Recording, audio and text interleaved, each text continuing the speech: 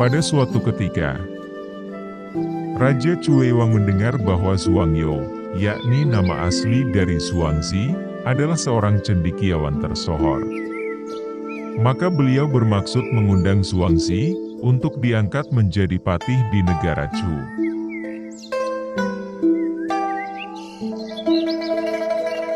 Sang raja mengirim utusan dan banyak hadiah berupa emas dan mutu manikam.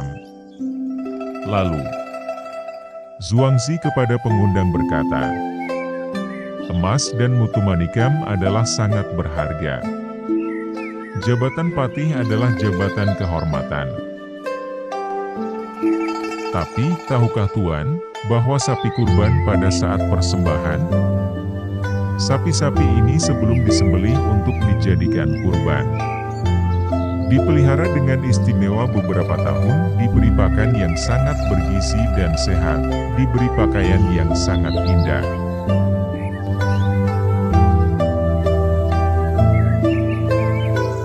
Tapi akhirnya pun harus dibawa ke kuil untuk disembelih sebagai kurban. Ketika itu sapi-sapi ini walaupun ingin menjadi babi buduk juga sudah tidak bisa, menyesal juga sudah terlambat." Lebih lanjut Zhuangzi berkata,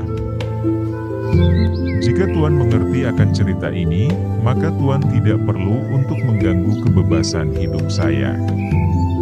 Saya lebih senang hidup dalam dunia kumuh ini, dan bebas bermain. Setiap hari tidak terikat dengan segala macam protokoler-protokoler istana dan pekerjaan. Tidak ada tekanan batin, tidak dikontrol ketat oleh raja, sehingga bisa bebas. Maka lebih baik saya hidup normal sebagai rakyat jelata.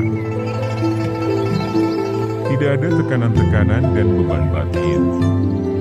Tidak ada jabatan maka ringanlah hidup ini, apakah ini tidak lebih baik?"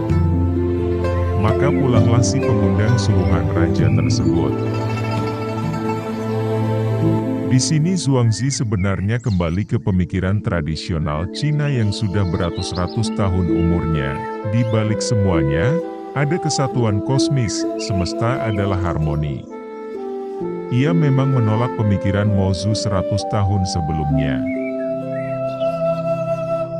yang menghendaki kesatuan sesuatu yang ditandai kekuasaan, organisasi, dengan tertib hukum. Tapi dalam arti tertentu ia tak jauh dari ajaran Guru Mo, seperti Moisme. Ia tak menghendaki politik, karena politik bukanlah konsensus, melainkan dissens.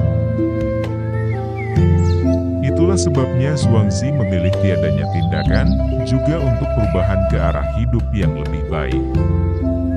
Tiadanya tindakan langit adalah kemurniannya, tiadanya tindakan di bumi adalah kedamaiannya. Bisa dimengerti bila Huizu, seorang filosof sezamannya, berkata kepadanya, "Semua yang kamu ajarkan berpusat pada apa yang tak berguna." Benar.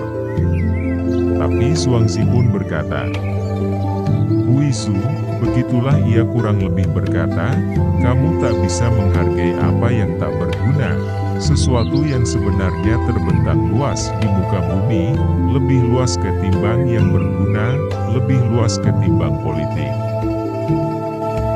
Sebab sunyi, ketentraman, tanpa rasa, kebisuan, dan tanpa laku, itu adalah akar dari semua hal." Perlu diketahui, Zhuangzi hidup pada 369 sampai 286 sebelum Masehi.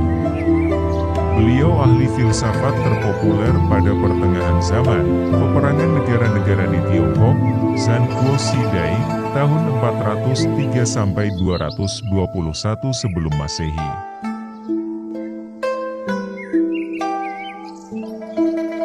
Demikianlah salah satu kisah dari Zhuangzi. Tapi perlu diketahui juga, masih ada banyak kisah mengenai sang filsafat tersebut.